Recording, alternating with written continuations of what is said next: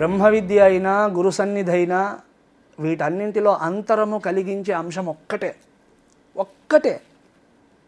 వీటిని డిస్టర్బ్ చేసే అంశం ఒక్కటే. అది అజ్ఞానం అనుకుంటాం, అజ్ఞానముగా. మొన్న చెప్పా కదా, డోంట్ క్లెయిమ్ ఇగ్నరెన్స్. అజ్ఞానమును మిస్యూజ్ చేయకండి, అబ్యూజ్ చేయకండి. అది కాదు కారణం. గురువు వద్ద, ఈశ్వరుడి వద్ద, శాస్త్రము వద్ద, ధర్మము వద్ద నిన్ను ఆటంకపరిచేది ఒక్కటే.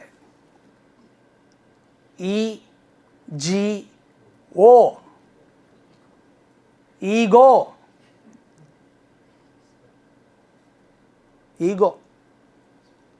దాని విషయంగా నీవు కేర్ఫుల్గా ఉండగలిగితే ఈ గురునిందాదులు జరగవు. కానీ దాన్నే నెత్తిన పెట్టుకుంటే, లోభాభిభూతుడు రాగద్వేష హతుడు అంటే ఎవరో కాదు, ఈగో ఫెలో అని. రాగము, ద్వేషము, లోభము, మోహము చేసే పని ఒక్కటే ఫైనల్గా. It crystallises the ego.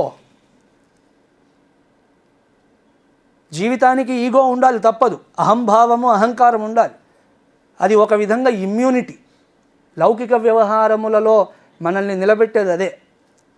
కానీ అది ఎంత క్రిస్టలైజ్ అయిపోతుంది ఇప్పుడంటే, వేటిని స్వీకరించాలో అక్కడ కూడా అది ఇమ్యూనిటీ అని నిలబడుతుంది.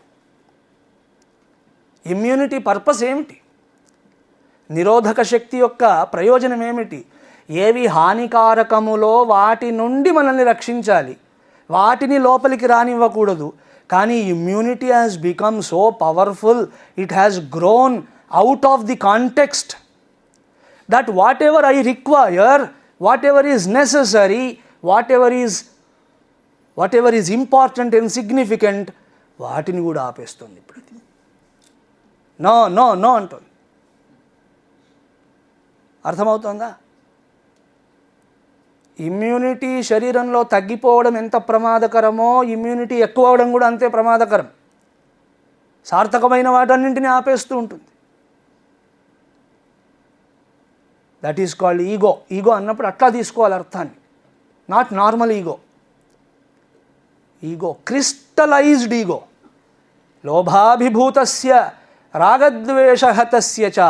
ఇక వాడి అహంకారము ఎంత క్రిస్టలైజ్ అయ్యిందంటే అది గురువునైనా అడ్డగిస్తుంది, శాస్త్రాన్నైనా అడ్డగిస్తుంది, దేవుణ్ణైనా అడ్డగిస్తుంది. Crystallised ego.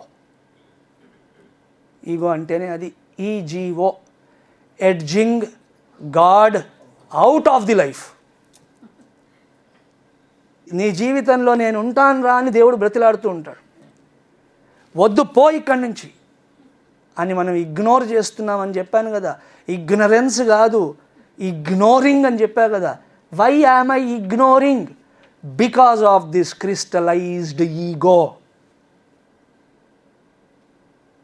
సఘనమైన కరడుగట్టిన ఈ అహంకారము కారణము చేత. ఇట్టి అహంకారం ఉన్నదా, వాడు ధర్మము యందు ఎట్లా ప్రవర్తిస్తాడు చెప్పండి. ధర్మము యొక్క ఏకైక ప్రయోజనం నీ అహంకారాన్ని తగ్గించడం. ముఖ్య ప్రయోజనం అది. ఈశ్వర భావమును తెచ్చుట, భగవత్ ప్రీతికరం. ప్రతి పూజలో వస్తుంది అది. ప్రతి పూజలో వస్తుంది, ప్రతి క్రతువులో వస్తుంది. ఏ పూజ చేసినా, ఏ కర్మానుష్ఠానము చేసినా చివర ఈ మాట కూడా వస్తుంది, భగవత్ ప్రీతికరం భూయాదితి మహాంతోనుగృహంతు. అప్పుడు చుట్టుపక్కల ఉన్న పెద్దలు తథాస్తు అని అంటారు. నేను చేసిన ఈ కర్మ నేను అనే అహంభావాన్ని పెంచకూడదు. భగవత్ ప్రీతికరం భూయాత్. ఈ కర్మతో భగవానుడు సంతోషించుగాక. ఇది మా తాత్పర్యమై ఉన్నది. ఓ పెద్దలారా, మీరందరూ అనుగ్రహించండి. మా వల్ల ఏదైనా పొరపాటు అయినా మీ ఆశీర్వాద బలంతో అది పోవాలంటే వారందరూ తథాస్తు అంటారు. మరి అలాంటి ధర్మమును క్రిస్టలైజ్డ్ ఈగో వచ్చాక ఎట్లా చేస్తాం?